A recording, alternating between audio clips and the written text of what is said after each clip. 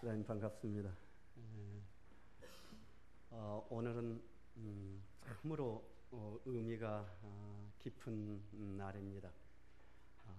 4월 25일 근현대 100년간에 정말로 마음에 한을 품고 죽어간, 그리고 의로움을 위해서 죽어간 영혼들이 허공법계에 있는데 누구도 기원을 올려주지 않고 천도를 시켜주지 않았다. 그런데 우리가 원불교 100년을 넘어서면서 두 가지를 해요. 하나는 음계의 기운을 돌리기 위해서 천도제식을 줘. 100년을 넘어가면서 정말로 그동안 100년간의 음계에서 정말로 그 울부짖는 그 영가들을 우리가 마음을 녹여주고 한을 풀어주는 천도제식을 올리고 넘어가는 것이 대단히 의미가 깊습니다. 그리고 나서 5월 1일 날 상암 월드컵 경기장에서 한 4만 5천 명 내지 5만여 명이 모여서 이제 물질이 개벽되니 정신을 개벽하자는 세상에 다시 한번 선포를 하는 것입니다. 그렇기 때문에 음계와 양계의 기운을 함께 우리가 크게 선포하는 의미이기 때문에 오늘 초제식이 더욱더 의미가 크지 않은가 하는 생각을 가져봅니다. 꼭 주위에 모든 사람들을 함께 이렇게 데리고 왔어요. 4월 25일 날은 시천 광장에서 한 5천여 명이 아마 모일 겁니다. 그렇기 때문에 정말로 주위에 조금 일이 안 풀리는 사람이라든가 집안에 우환이 있는 사람 다 데리고 오세요. 저 점쟁이한테 가서 구달려고 하지 마세요. 그날 데리고 와서 그 기운을 받으세요. 저는 그래서 4월 28일과 5월 1일 날은 정말로 데리고 올 수 있는 사람 다 데리고 와라. 왜 그러냐면 그날 데리고 오셔서 새 시대에 돌아오는 운세를 받으셔야 될 거 아니에요. 그러죠? 아니 그러잖아요. 4월 25일 날 그 많은 사람들이 정말로 정성스럽게 그동안 제를 지내고 5천여 명이 모여서 거기서 함께 제를 모시는 자리에 참석해서 내가 정말로 내 주위에 정말 어려운 사람들, 내 주위에 그동안 받지 못한 영가들을 위해서 내가 기원을 올려주었다. 그러면 그것이 해원 상생이 되어서 내 앞길이 잘 열릴 거 아니에요. 꼭 4월 25일 날 그럽시다.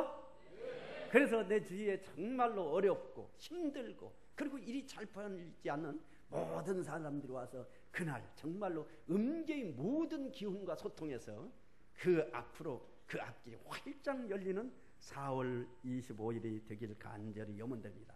그리고 5월 1일 날은 이제 정말로 상암 월드컵 경기장입니다. 그렇죠. 세계인들이 모여서 축제를 열었던 그곳에서 다시 우리 원불교인들이 그동안 모든 행사가 익산 청부에서 지난 100년간 이루어졌습니다. 이제 100년을 넘어서면서 이 세기를 시작하는 처음에 서울에서 물질 문명이 제일 발달된 우리나라 첨단의 도시 서울에서 이제 물질이 개벽되니 정신을 개벽하자는 다시 초기에 선포했던 그것을 선포하는 겁니다. 그리고 새롭게 출발하는 거예요. 이것이 서울에서 선포하는 것이지만 세계를 향해서 선포하는 것입니다. 그렇기 때문에 의미가 깊은 거예요. 우리는 그래서 돌아오는 세상의 운세에 대해서 말씀드리고 우리가 그 시대에서는 어떻게 신법을 써야 될 것인가 하는 부분에 대해서 몇 말씀 드리도록 하겠습니다. 미래에 관한 보고서 그런 책을 내가 이렇게 접하다 보니까 거기에 그분이 그런 말을 썼어요. IQ 30이 말하는 산토끼의 반대말은 무엇인지 아십니까? IQ 30입니다. 끼토산이래요. IQ 30이 말하는 반대말은 끼토산이라고 합니다.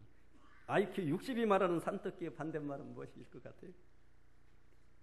예, 잘 맞추시네. 집토끼랍니다. IQ 80이 말하는 산토끼의 반대말은 무슨? 죽은 토끼요? 예, 맞습니다. 잘 맞추시네. 80이 말하는 산토끼의 반대말은 죽은 토끼입니다. IQ 100이 말하는 산토끼의 반대말은 무엇입니까? 먼저 앞질러 가시네. 바다 토끼랍니다. IQ 150이 말하는 산토끼의 반대말은요? 판토끼랍니다. 판토끼. 산토끼, 판토끼. IQ 200이 말하는 산토끼의 반대말은요? 아까 여기서 말씀하셨습니다. 알카리 토끼랍니다. 산성 알카리에서 알카리 토끼. 그러면서 그분이 그 이야기를 했어요. 앞으로는 토끼를, 사람이 산성화되면 이 몸 건강이 안 좋아지잖아요. 그렇기 때문에 이 토끼 자체를 알카리 토끼를 만든대. 알카리 토끼를 생산해. 그래가지고 그 알카리 토끼를 사람이 섭취해가지고 이 말이라면 산성을 알카리화 시키는 작용을 하게끔 만들어요. 그러니까 어떻게 보면 미래 사회라고 하는 것은 우리가 생각한 모든 것을 다 실현하는 사회가 되어져요. 그러니까 대종사님께서 물질의 개벽되니 정신을 개벽하자 한 말씀이 그만할 말씀이 아시나 앞으로 물질이 한량없이 발달되는 시대예요. 발달시대. 그러면 대종사님께서는 이 물질이 한량없이 발달시는 시대에 우리가 어떻게 심벌을 쓰고 어떻게 살아가야 될 것인가를 밝혀주신 거예요. 그렇기 때문에 대종사님께서 밝혀주신 이 교법이라고 하는 것은 앞으로 우리가 살아가는 물질 문명이 발달하면 발달될수록 원불교는 더욱더 발전하고 지성하고 확장되어 나가리라 하고 봅니다. 지난번에 요즘 가장 이슈가 되는 문제가 그 무엇입니까? 이세돌 구단과 인지지능 알파고와의 대결입니다. 세 판을 내리쳐 버렸어요. 정말 모든 예측자들이 이세돌이 한 서너 판은 이기고 마지막 판은 어쩌면 알파고가 이기려고 그랬어요. 근데 그것을 완전히 예상을 뛰었고 첫 판부터 둘째 판, 셋째 판, 어제까지 세 판을 내리겠습니다. 오늘 이제 네 판. 이제 이미 승부는 갈렸습니다. 세 판을 알파고가 이겼습니다. 근데 이 알파고라고 하는 것이 이거 대단한 것이 무엇이냐면 그동안에 있었던 모든 바둑에 두었던 프로그램의 내용 자체를 16만 개인가를 다 내장시켜버렸어요. 그래가지고 그 슈퍼컴퓨터가 그것을 다 분석해가지고 막 내는 스스로 이 맞이하면 인지 능력을 갖게 만드는 거예요. 그러니까 어떻게 보면 이건 대단한 거예요. 대단한 거예요. 스스로 안에서 스스로 작용해가지고 그 내용을 분석해내가지고 그 상황을 쭉 가는 거예요. 그러니까 어떻게 보면 인공지능하고 기계하고 사람하고 같이 두는 겁니다. 세계에서 가장 바둑을 잘 뛴다는 이세돌 구단이 같이 있었어요. 그런데 예측가들은 그래도 이세돌이 이길 거다 예측을 했는데 완전히 빗나가고 알파고 첫 판을 이겼습니다. 두 번째 판을 이겼어요. 두 번째 판에는 우리 사람들이 바둑을 두는 사람들이 생각을 없는 수를 두어버렸어요. 첫 번째를 두는데 정말로 이것은 말하자면 그 해설하는 사람이 도대체 그쪽에다 왜 이 말하자면 판을 바둑알을 놓았는가를 말하자면 해설을 못했어요. 그런데 나중에 마지막에 보니까 마지막에 여기서 둔 뜻을 알았어요. 그럴 정도로 어떻게 보면 이미 기계가 전체 처음부터 끝까지 파악한 상태에서 바둑을 둔다는 그런 게 얼마나 대단한 거예요. 그리고 이제 네 판 다섯 판을 이제 두게 되는데 지난번에 중앙일보에서는 이 사건을 그렇게 표현했습니다. 이 사건을 1969년 7월 20일 날 인간이 어디 뭐 했죠? 달에 착륙을 했어요. 달에 착륙을. 이건 대단한 거 있잖아요. 우리가 상상으로만 가졌던 것이 인간이 달에 착륙을 했어요.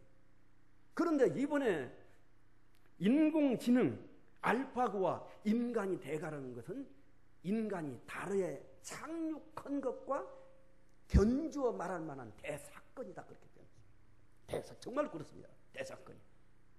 앞으로 10년 내에 인공지능 컴퓨터가 많은 부분을 인간을 대신해서 하게 돼. 그래서 지금 앞으로 2030년이 되면 지금 우리가 갖고 있는 직업의 거의 80%가 다 없어진대요. 그리고 새로운 직업이 생겨요. 그런데 그 시대에는 이 로봇이 거의 많이 대체가 돼요.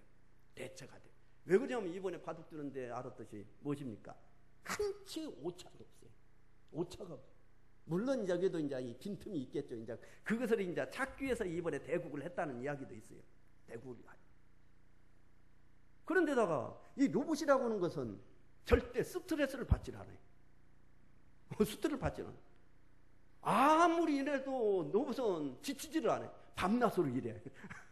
밤낮으로 일해. 아니 그러니 이것이 앞으로 많은 부분이 로봇이 대치를 하는 거예요. 그러면 앞으로 사람은 어떻게 해야 되느냐? 사람은요.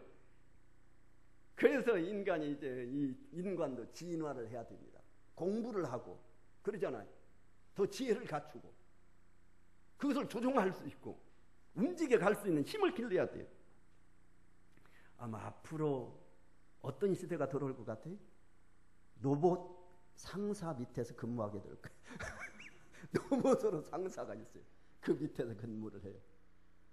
나는 그 전에 대종사님께서 물질의 노예란 말을 했을 때, 아, 인간이 물질 시대에 너무나 물질에 현혹되고, 그러죠? 물질에 현혹되고, 욕심이 많아가지고, 거기다 빠지니까 물질의 노예 생활하고, 그 정도 생각을 했었어요. 근데 이번에 이 판국을 보면서, 아, 물질의 노예라고 하는 말이 그 차원을 더 넘어서 버리겠구나. 앞으로는 기회라는 것이, 그러잖아요. 인공지능을 가진 로봇이 인간을, 불해요. 그러니 이것이 앞으로 물질 문명이 발달되는 시대에 우리가 정신을 차리지 않으면 어떻게 되겠어요? 그래서 정말로 물질이 개벽될 때 정신이 개벽하지 않으면 이제는 정말로 이것이 인간이 그래서 정말로 중요한 것입니다. 중요한 것. 지금 한 사람이 일생 통해서 보통 직업을 몇 가지나 가집니까? 한 두세 가지 이렇게 갖는다고 해요. 근데 앞으로 2030년, 2050년이 되면은 한 사람이 거의 30개 이상의 직업을 갖는다. 바꾸죠. 앞으로 2050년도가 되면 한 사람이 보통 결혼을 3번 정도 같이 산대. 인간은 수명이 몇 세까지 드러나냐면 인간은 수명 정명을 대체적으로 그동안 몇 세로 왔냐면 125세로 봤어요. 125. 인간이 성장한 25세까지 해서 그것다 내곱을 해가지고 125세까지 다섯 곱이든가 그렇게 해서 120까지 봤어요. 근데 이미 그 차원을 넘어서서 이제 2050년이 되면 130세 내지 150세를 살게 된대요. 그러니까 지금 30대, 40대는 앞으로 인생을 살아갈 개념 자체를 바꿔야 돼. 개념 자체를 바꿔가야 돼. 그런 세상이 지금 돌아오고 있어요. 2030년만 돼도요, 교육 방향이 바꿔진대요. 교육 방향이 바꿔진대요. 이제 우리들이 학교에 가서 단체로 있잖아요. 이제 어떻게 되냐면 맞춤식 교육으로 바꿔져요. 그냥 개인으로 학습을 받아요. 집에서 공부를 해요. 그리고 가서 이렇게 모여서 학교를 가는 것은 그냥 공부에 위해서 가는 것이 아니라 인간관계를 열고 같이 사귀고 이런 장으로 활동을 하고 말하자면 이 예술 활동이라든가 이런 걸 하기 위해서 같이 모여서 한다는 거예요. 그렇기 때문에 어떻게 보면 맞춤식 교육, 맞춤식 직업, 맞춤식 의료. 그러니까 이제는 스마트폰 가지고 이렇게 우리가 조정을 하잖아요. 이제는 직장에 가서 어떻게 보면 집에 있는 뭐 밥솥이라든가 이걸 해가지고 지금은 그렇게 거기까지는 갔잖아요. 근데 요즘 말하는 것은 이제 한 걸음 더 나가서 어떤 시대가 돌아오냐면 사물 인터넷 시대가 돌아온다고 이렇게 표현을 해요. 사물 인터넷 시대. 이 사물 인터넷 시대라고 하는 것은 이 마이크가 알아서 작용을 해요. 자, 집에 어떤 부분을 했으면 밥솥을 딱 놓으면 딱 거기다 이렇게 딱 터치만 해놓으면 지가 알아서 밥 할 때 되면 알아서 밥해요. 자체적으로. 이 가스가 있어가지고 야 지가 스스로 어떻게 되냐면 그 인지를 해가지고 위험하다 싶으면 스스로 멈춰버려요. 근데 그것만 그러면 이 건물도 마찬가지란 말이에요. 건물도 이게 맞아면 이 벽돌이라는 게 이런 내장되어가지고 다 연결이 되어가지고 이 문제가 이 건물이 있다고 하면 신호를 보내줘요. 아, 지금은 위험합니다. 그러니까 이것만 그러냐 모든 만물의 속성이라고 하는 것은 이 사물의 속성이라는 가장 자기의 속성을 가장 잘 드러낼 수 있게끔 이 만들어져 가요. 그런데 여기서 한 걸음 더 나가서 지금 어떤 시대에 돌아온다고 생각하냐면 표현이 나오냐면 만물 인터넷 시대가 돌아온다. 이런 말 들어보셨죠? 만물 인터넷이다. 이 사물만 연결시키는 밖에 있는 생물이다. 모든 것이 한 시스템으로 연결되어 가지고 살아가는 거예요. 그러니까 제가 이제 이 미래 이 보고서 이런 것을 보면서 어떤 생각이 나면, 과거 깨달은 성자가 진리를 드러내는 소식을 이제는 과학 문명이 우리 앞에 드러내놓고 있어요. 그러잖아요. 영통이라든가 신통이라든가 천이통이라든가 이런 것을 지금 우리가 과학 문명이 다 대신해 주잖아요. 옛날에는 신기하게 생각했잖아요. 그런데 지금 딱 앉아서 미국에서 일어나는 일을 화면으로 딱 보고 있어요. 그러잖아요. 영상으로 우리가 보면서 통화를 하고 있어요. 미국하고. 그런데 이 정도 차원을 넘어서서 앞으로는 더 그러니까 이 세상이 엄청나게 변화가 되어가는 거예요. 엄청. 사람 건강도 앞으로는 병원이 거의 많이 없어진대요. 이야기 들어보셨어요? 안 없어질 것 같죠? 근데 이 몸에다가 칩만 하나 탁 내장을 시켜요. 그러면 이 칩이 알아서 신호를 다 했죠. 당신은 어디가 안 좋습니다 지금? 그리고 DNA를 다 분석해가지고 거기서 착착착착 움직여가지고, 당신은 어디가 건강이 안 좋아질 것 같아요. 그러니까 앞으로 당신은 이 음식을 되도록이면 섭취를 하십시오 하고 이야기를 해요. 그럼 그 음식을 섭취했죠. 이 다른 기능이 안 되면 그것을 섭취해요. 그런데다가 밤새도록 이것은 차고 있으면 기능을 하는 거예요. 마치 우리 몸에 있는 오장육부가 움직여 가듯이 몸에 하나 부착된 것이 모든 건강 체크를 해주는 거예요. 그런데 이것은 여기서 끝나는 것이 아니라 세계 연결된 최의료의 정보를 이것이 연결되어 가지고 여기에서 모든 의료 정보를 제공해줘요. 그러니까 우리가 병원을 가는 것이 아니라 이것이 말하자면 우리 건강 관리를 다 해주는 거예요. 그냥 다만 꼭 필요한 경우는 병원 가서 이제 수술을 하고 이제 이런 것은 하기는 한다고 그래요. 그러면 어떤 수술을 하겠어요? 여기 나는 폐가 안 좋아. 그럼 폐를 좀 교체해야 되겠어요. 폐가 안 좋아. 그럼 가서 수술을 하는데 수술을 할 때 무엇이 수술을 하겠습니까? 노봇이 수술을. 노봇이 그런 때는 노봇이 나를 수술했죠. 그래서 교체를 했죠. 그러다가 이제 100년, 120년 살고 보니까 자기 내장은 이미 다 교체돼서 없고 다른 내장이 다 들어와 있어요. 다 들어와 있어요.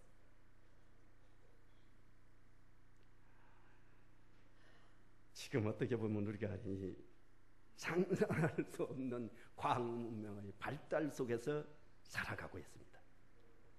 우리가 사용하는 지금 자동차가 지금 석유를 사용하고 휘발유 사용하는 자동차가요, 앞으로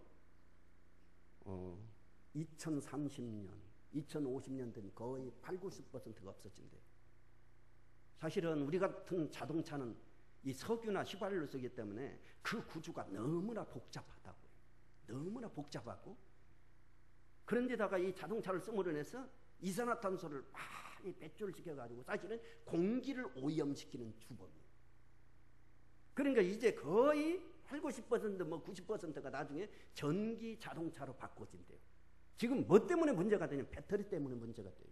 충전이 안 되는 거예요. 충전이 안 돼요. 만약에 지금 앞으로 10년 내에 배터리를 한 번 충전해가지고 몇 킬로를 달릴 수 있는 만약 전기 자동차가 나오냐면 320킬로를 거리를 달릴 수 있는 배터리가 나와서 내장되어가지고 전기 자동차가 거의 80~90%를 바꿔줘요. 이것은 거의 청정도가 90% 이상이래요. 오염도가 전혀 없어요. 그러니까 그것이 전부 다 교체된다는 거예요. 근데 여기서 중요한 것은 자동차가 사람이 운전합니까? 아니, 로봇이 운전을 알아서 딱 이야기해 놓으면 지가 알아서 운전하고 딱 가요. 그동안에 사람은 앉아서 책을 보거나 그냥 눈 감고 쉬거나 그래야지 다른 것을 할 수 있게끔 돼요.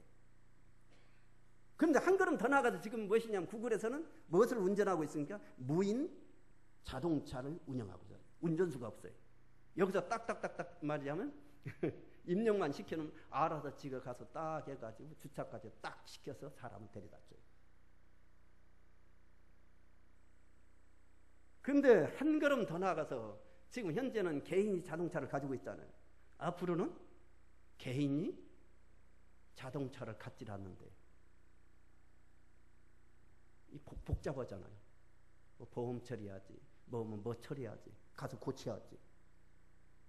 전부 다 대여를 했었어요. 전문 업체가 있어요. 그래서 값싸게 자기가 필요한 시간만 딱 연락하면 와서 딱 대기해 놔요. 그리고 주차장이 있을 필요가 없어요. 거기서 주차 시설은 알아서 다 해. 그리고 딱 대기해 놨다가 가는 데까지 딱 데려줬다 필요한 데 가서 주차해 놓고 와서 또 필요하면 전화하면 딱 데려다오고 하는 시스템으로 되어 있는 거예요. 그래서 세상이 이것이 한 바퀴가 한 판이 바꾸지는 거예요. 지금 한 판이 바꾸지는 거예요. 이 전기가 앞으로 지금 우리가 쓰는 전기가요, 거의 전기도 2050년 되면 뭐 한 80~90% 바꿔진대. 무엇을? 가락교당은 선도적인 역할을 하는 교당이에요. 무엇으로 바뀌지? 태양열로 바뀌지. 지금 우리가 쓰는 전기는 저 발전소에서 전기를 해가지고 전선을 통해서 오면서 많은 전기가 소비되고, 그리고 그렇기 때문에 전기값이 비싸져요. 근데 저 건물 위에 태양광열을 딱 해놓으면 바로 거기서 이 전기가 이렇게 쓸 수 있게 시스템으로 되어버리면 굉장히 값싸게 공급이 될 수 있다는 거예요. 그래서 그것이 거의 이제 앞으로 그런 방향으로 바뀌고. 그런데 이제 여기서 중요한 것이 지금 무엇이냐면, 지금 발견되지 못하냐면 이 저장하는 겁니다. 태양광열을 만약에 우리가 저장할 수 있다면 이 에너지가 엄청나죠. 엄청나죠. 근데 현재는 저장하는 것이 너무나 돈이 많이 들고, 그리고 저장 배터리가 제대로 이것이 지금 발명이 안 되거든요. 그러나 앞으로 2030년 정도 되면 그것은 전부 다 발명이 또 다 개발이 되리라고 생각하고 있습니다.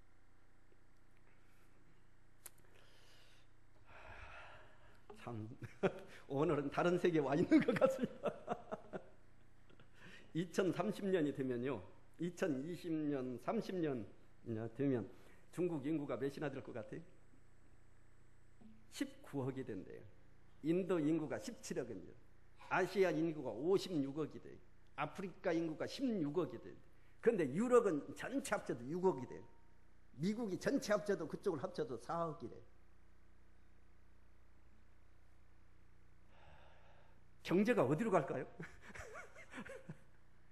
많은 쪽으로 가게 돼 있대요. 그러니까 앞으로 투자를 하려면 어디다 투자를 하려고 하냐면 중국이나 인도나 아프리카다 투자를 하라, 그렇게 표현을 한다. 중국 같은 데는 이미 아프리카에 엄청나게 가서 투자를 하고 그쪽을 개발하고 있다. 그러니까 우리가 돌아오는 시대를 알면, 돌아오신다 하면 이제 대비를 사실은 해야 돼요. 대비를 해야 돼요. 어떻게 보면 앞으로 세계 이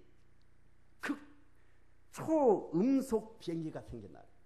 그럼 몇 시간 정도 걸릴 것 같아요, 미국이? 2시간이 걸리면 2시간이면 간대요. 그러니까 그분이 어떻게 표현했냐면, 아침은 런던에서, 점심은 뉴욕에서, 저녁은 이곳 송파에 와가지고 이쪽에서 식사를 한대. 이미 익산 총부가 옛날에 대종사님 당시 때는 한나절이 걸렸잖아요. 거의 하루. 우리가 그 전에 학교 다닐 때는 7시간 완행열차를 저녁에 타면 아침 새벽에 도착했으니까. 지금은 얼마입니까? 1시간 남짓하면 익산에 갑니다. 이미 익산이 무엇이 되냐면 서울권으로 들어와 버렸어요. 서울권으로 들어와 버렸어요. 어떻게 보면 앞으로 세계가요, 우리 몸이 움직이는 것은, 바꾸는 것은 다 바꿀 수 있대요. 우리가 임플란트, 치아 임플란트 하죠? 머리가 안 좋은 사람은 그럼 어떻게 하겠어요? 뇌 임플란트를 심는데요. 그러니까 앞으로 몸에서 일어나는 부분에 걱정을 하지 말라고, 그럴 정도로 그런 세계가 돌아요. 교체를 해요. 교체를 해요. 근데 여기서 못 교체하는 것이 뭘까요? 마음작용이라는 말이에요. 마음작용. 그래서 우리가 이것이 중요한 거예요. 마음작용을 말하자면 이것을 하지 않으면, 그러잖아요. 이렇게 과학물질이 발달되는데 마음작용 뒤떨어지고 있어요. 그럼 어떻게 되고 있어요? 물질의 지배를 받죠. 노예생활을 하죠. 노예생활을 해요. 그러니까 이제 마음작용을 상승을 시켜야 돼요. 고도의 도덕문명, 정신문명이 발달돼서 이제 물질문명 활용하기 시작해요. 그러면 얼마나 좋은 세상이더라. 대종사님께서 이걸 예견하신 거예요. 그러잖아요. 물질은 한량없이 발전하는데 우리는 이 인성은 따라가지를 못해요. 인성은 따라가지를 못해요.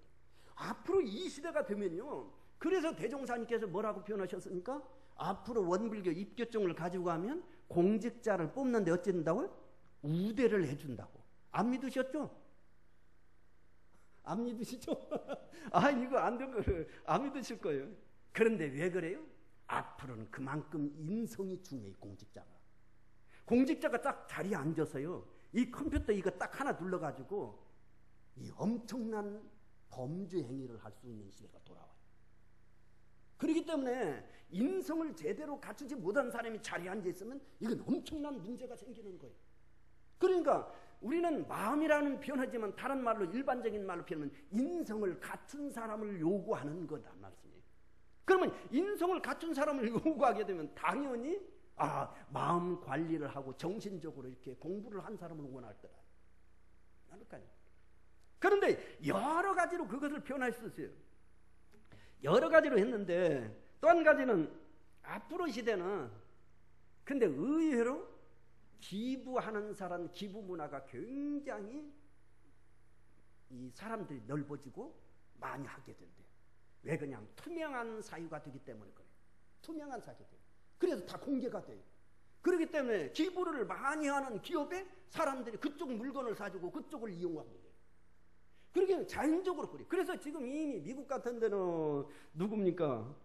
그 빌 게이츠라든가 워런 버핏이라든가 이런 사람은 엄청난 기부해가지고 마지막 법인을 조성해서 사회에 이 공헌을 하고 있잖아요. 그 두 사람이 들어가지고 128명인가 CEO들, 정말 미국 유력한 CEO들을 연결시켜가지고 사회 기부 문화를 주도해 가고 있어요. 앞으로는 이미 그런 시대가 돌아오고 있다는 거예요. 돌아오고 있어요. 그러면 여기서 중요한 것은 대종사님께서는 앞으로 시대를 한 말씀으로 그것을 보시냐면 물질이 개벽된다는 말씀으로 표현해 주셨어요. 개벽된다는 말씀. 근데 거기에 세 가지가 있어요. 세 가지. 무엇이냐? 첫째는 돌아오는 앞으로 시대는 어떤 시대냐? 교통과 통신이 발달되게 되면 어떤 시대가 돌아오는 거예요?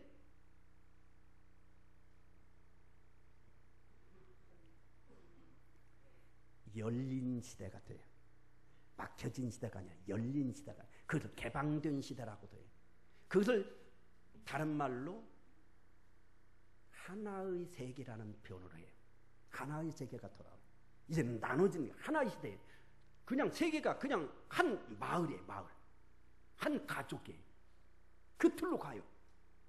근데 여기서 중요한 것은 그럼 그 신법을 써야 될 거 아니에요. 만약에 이 열린 시대로 가는데 신법은 자꾸 닫힌 신법을 써요. 그러면 그 사람은 그 사회에서 발전하지를 못하죠. 그럼 우리가 열린 신법을 써요. 대종사님께 교법을 제정하실 때 그냥 제정하시는 것이 아니라 천지 이치를 보아다가 인간이 활용할 수 있게끔 법을 제정하신단 말이에요. 그럼 대종사님께서 열린 시대, 하나의 시대에 대종사님께서 우리에게 던져주신 공부법이 뭐예요?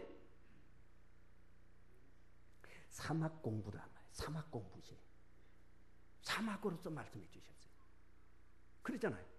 사막 공부로. 그래서 이 사막 공부 속에는 과거와 같이 한쪽으로 편준된 공부가 아니라 대종사님께 유, 불, 선, 도가, 유가, 도가, 그 다음에 불가, 그 다음에 동서를 다 융통하고 소통하도록 법을 제정해 주셨다. 공부법을 그렇게 밝혀주셨어요. 그러니까 그 공부를 해야 돼요. 우리가 선을 하지 않고 수양을 하지 않고 마음을 어떻게 넓히고 열려가겠어요? 그럴 때는 이 공부를 해야 돼요. 그러잖아요. 우리가 선을 해야만이 마음이 넓혀지잖아요. 그릇이 넓어지잖아요. 그러면 수용의 폭이 넓어지잖아요. 수용의 폭이 넓어져요. 마음이 요만해요. 받아들이질 않아요. 화합을 안 해요. 그러면 그 사람은 점점 자기 삶의 폭이 좁아질 수밖에 없다. 그러니까 앞으로 시대는 정말로 돈을 쌓아 들고 다니면서 어디를 찾아간다고 했어요? 명상단체나 수련단체나 이런 데를 찾아와서 선을 하고 연부를 하고 명상을 하는 거예요. 그러지 않으면 자기가 쓸 수 없기 때문에. 그리고 정신적으로 굉장히 밖으로 물질에 뺏겨가지고 약해져요. 그러니까 정신의 세력을 자꾸 키워야 돼요. 그래야 물질을 사용하고 선용하고 움직여갈 수 있는 그런 시대가 돌아온다는 거예요. 그러잖아요? 그래요. 또 한 가지는 아는 만큼 보인다고 그랬죠. 사랑 옛날 그 문화답사기 나의 문화답사기 유영준 씨가 뭐 그 말 했죠. 서문에 그것을 인용했거든요. 이조시대 어떤 학자가 이야기한 것을 인용했잖아요. 사랑하면 알게 되고 알면 보이나니 그때 보이는 것은 전과 같지 않으리라. 보여야 된다는 거예요. 이거를 대종사님께서 뭐라고 표현하셨습니까? 시대를 따라 학업에 종사하여 학문을 준비하라고 그러죠. 수시는 요법 중에서 정말로 수시는 요법 중에서 우리는 생각할 때 정신지향, 사례연구, 작업지사 공부를 먼저 해라 할 텐데 그것보다도 일조에 시대를 따라 학업에 종사해 학문을 준비할 것이에요. 이제는 평생을 공부를 해야 돼요. 학교 다닐 때만 공부한다고 생각했어요. 학교 다닐 때 공부하고 딱 놓으면 그 사람은 완전히 저 뒤떨어지는 사람이 되고요. 이제는 평생을 통해서 계속적으로 배우고 익히고 공부해 나가야 하는 시대가 되었어요. 그런 시대가 되었어요. 또 한 가지는 자기의 틀을 깨야 돼요. 자기 틀을 딱 가지고 있어요. 그러면 수용이 안 돼요. 자기 틀을 깨야 돼요. 이것을 습성이 있어요. 그 습성을 깨야 돼. 그런 게 어떻게 보면 정신수양, 사례연구, 작업주사가 앞으로의 세계에 돌아오는 데 있어서 이 사막 공부를 하지 않으면 이제 앞으로 세계를 헤쳐나가기가 쉽지가 않다는 거예요. 진짜. 이것이 나에 있어서 신법입니다. 신법이에요. 옛날에 이청준 씨의 그 사랑의 목걸이라는 그 꽁트집이 있었습니다. 거기에 보면 재밌는 이야기가 나옵니다. 무슨 이야기가 나오냐면 최서방과 허서방 이야기가 나요. 그 제목이 돌담 울타리라는. 두 사람이 옛날에 같이 살았어요. 그때는 담이라는 것이 없었어요. 같이 그냥 살았어요. 내 것이 없었어요. 같이 갖다 필요하면 서로 물건도 같이 쓰면서 같이 공동생활을 같이 했어요. 그런데 어느 날 최서방이 어디를 갔다 왔어요. 갔다 오더니 무엇을 배워왔냐면 담 쌓는 법을 배워왔어요. 그러니까 최서방이 담을 하나하나 싸기 시작해요. 그래가지고 뚝 쏟아더니 담을 싸더니 집을 딱 싸고 물건을 갖다 가서 딱 놔두고, 아니 허서방이 갖다 좀 쓰려고 그러면 왜 내 것 갖다 쓰냐고 뭐라고요. 아니 그러니까 이거 진짜 불편해지기 시작했어요. 그런데 한 번은 허서방이 그동안에는 다 트여 있으니까 그 목욕도 하는 것도 다 보이고 그러니까 아무렇지 않았는데 이제 막아놓고 사니까 궁금하단 말이에요. 그러니까 담너머로 이렇게 쳐다봤어요. 그러니까 최서방이 막 화를 내고 그래요. 담이라는 것이 이렇게 넘어다보라고 있는 것이구나. 그래가지고 어느 날 또 이제 이것이 뭐 일을 하니까 물건이 필요해. 그러니까 허서방이 어디를 나가고 문을 잠궈 나갔어. 그러니까 어떻게 담을 넘어가서 그 물건을 갖다 썼어. 그러면서 생각이 들어. 담이라는 것이 넘어가서 물건 가져오라는 것이구나. 얼마나 어렸었기. 그러니까 이제 최서방은 자꾸 허서방이 없을 때 가져가고 자꾸 쳐다보고 그러니까 점점 높이 쌓여. 그러니까 어느 날 허서방도 너만 쌓냐 나도 쌓겠다고 허서방도 쌓기다. 그리고 두 사람이 이제 경쟁을 하기 시작. 그리고 높이 쌓가지고 딱 그때 끝에가 어떻게 된 줄 아세요? 둘이 그러다 담에 갇혀서 다 죽어버렸어요. 이제는 헐어야 된단 말이에요. 담을 헐어야 된다. 이제는 과거에는 선천에서는 담을 쌓았어요. 얼마나 철벽같이 쌓습니까? 이제 담을 무너뜨려야 돼. 이건 무엇이냐면 씨족. 이제는 옛날에는 김씨, 입씨, 박씨 그런 이전 개념 없어져 버렸잖아요. 지금은 어떻게든 잘 살면 되잖아요. 그러잖아요. 이제는 국가의 장벽도 이제는 없어집니다. 조금 가면.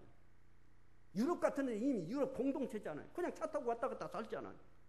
세계라고 하는 것이 우리가 사람이 잘 싸우면 됐지. 정치하는 사람이 딱 간격해놓고 이것을 어떻게 보면 오히려 그것이 잘못하면 이용되는 것이고 그렇죠. 국가의 장벽이 없어져요. 전부 다 없어집니다. 앞으로 점진적으로 없어져요. 그럼 국가의 장벽만 그러냐 사상의 장벽도 없어져요. 이미 하나로 다 소통되면서 서로 좋은 방향으로 자꾸 나가요. 평화의 방향으로 자꾸 나가요. 종교의 장벽이 없어집니다. 이미. 종교의 장벽도 없어져요. 그러잖아요. 지금은 아주 이걸 안 없어지려고 애써요. 그런데 대종사님 말씀에 비하면 이것이 안 무너지려고 애쓰면 애쓸수록 그 종교는 어째?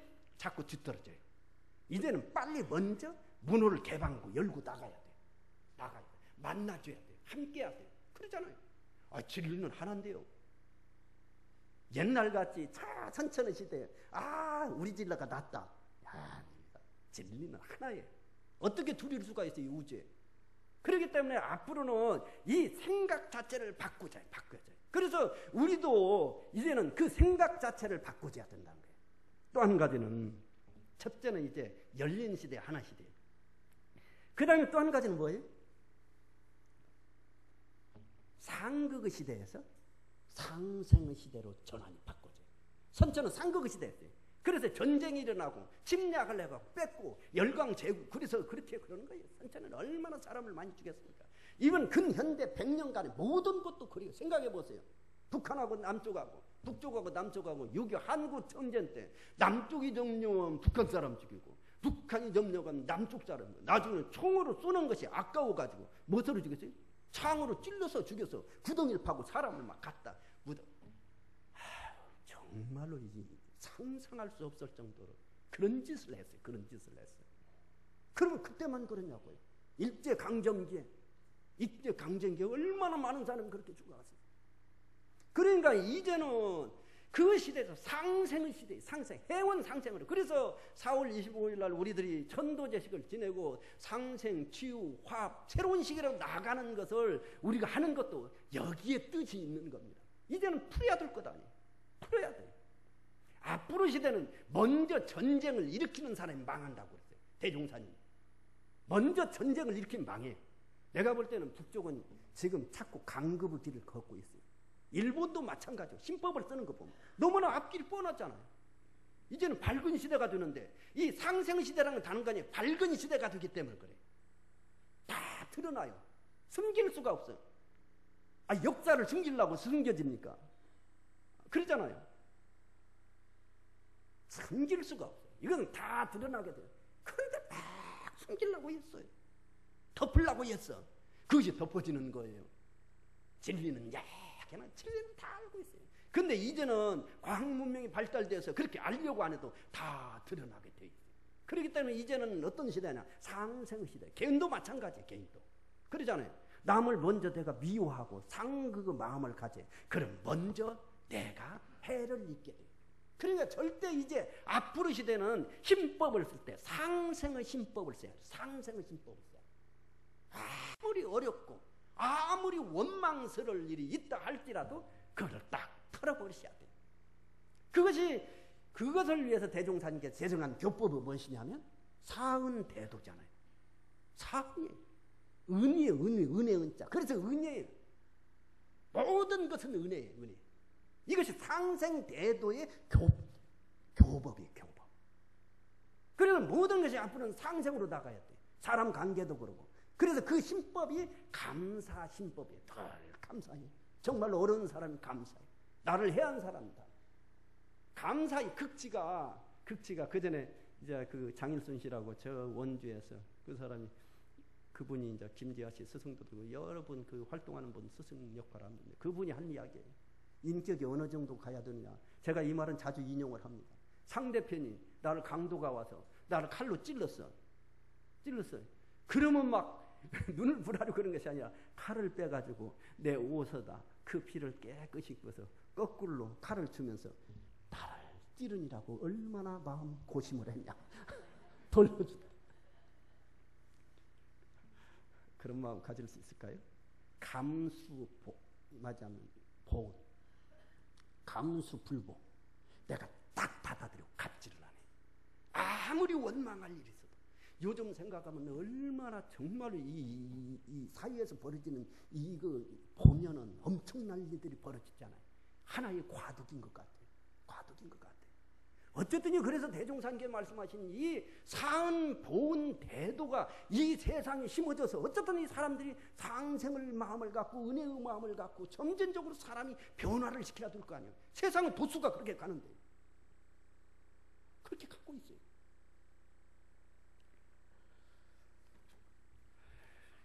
금방 시간이 가버렸습니다. 상생대도 이 부분은 앞으로 시대에 있어서 아까 이제 그 원문에 나왔죠. 최도화 선지님께서 대종사님께 여쭤봤단 말이에요. 최도화 선지님께 대처. 최도화 선지님이 어떤 분이냐면 정말로 이분이 40이 넘어서 아마 그 대종사님을 거의 아마 40이 다 돼서 이렇게 만나셨을 거예요. 이분이 기구한 분이에요. 기구한 분이에요. 최도화 선지는 어떻게 보면 일찍 결혼을 해가지고 결혼에 재미가 있어요. 자녀를 두긴 했는데. 그래가 나중에 방죽에 빠져서 죽으려고 그랬잖아요. 근데 지나가던 여성을 만나가지고 구제를 됐어요. 빠졌는데 구제를 됐어요. 그래가지고 따라가가지고 두묵계라는 서울 어디 근처 어디 절이었던가 봐요. 거기 가서 이 공부를 했어요. 근데 이것이 양의 차지라네. 그러니까 다시 동학사에 가서 또 그 주문을 하면서 공부를 양이 차지라. 전라도에 가가지고 그때 다시 또 주문을 하면서 다른데 이렇게 그때 전라도 행하는 그 종교에 빠져가지고 이렇게 했는데 양이 차지. 그러다가 이제 만덕산의 산제당에 거기서 관리를 하면서 미륵사에 가가지고 정산종사를 배웠고 찬탄해가지고 나중에 만덕산에서 저 변산까지 300리길을 걸어서 찾아갔잖아. 그래가지고 정산종사를 찾아갔다가 대종사님을 만나서 들어오셨어요. 근데 이분이 일대 말에 319명 입교를 시킨 분이 교단의 초창기에 거의 많은 분들을 다 누가 이분을 통해서 연결했냐면 최도화 선지님을 통해서 연결. 이분이 미륵사에 왔다 갔다 했는데 대종사님께 첫 질문이 이 질문입니다. 에? 이 세상에 미륵부로 출세와 그러잖아요. 새 세상이 돌아온다고 기다리고 있어요. 미륵부로 출세와 요영화유상의 건설을 목마르게 기다리는 사람이 많다오니 미륵부는 어떤 부처님이시며 용화회상은 어떤 회상이오이까 이렇게 묻잖아요. 그런데 정말로 대종사님께 명쾌하게 해석을 해요.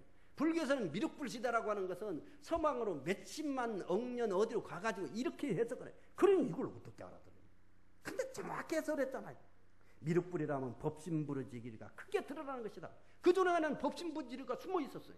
근데 이제 양치가 돼가지고 진리를 완벽하게 다 드러내 주셨잖아요. 완벽하게 다 드러내 주셨어요.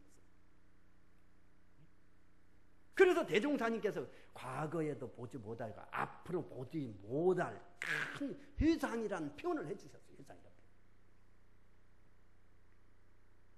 용화유상이라 하면 크게 밝은 세상이 되는 것이니 곧 처처불상 사사불공 대가 널리 행해지는 것이니라. 장조지 여쭙기를 그러하오면 어느 때나 그러한 세계가 돌아오겠나이까. 대종사 말씀하시기를 지금 차차 되어지고 있나. 정세월이 다시 여쭙기를 그 중에도 첫 주인이 있지 않겠나이까. 첫 주인이 있지 않겠나이까.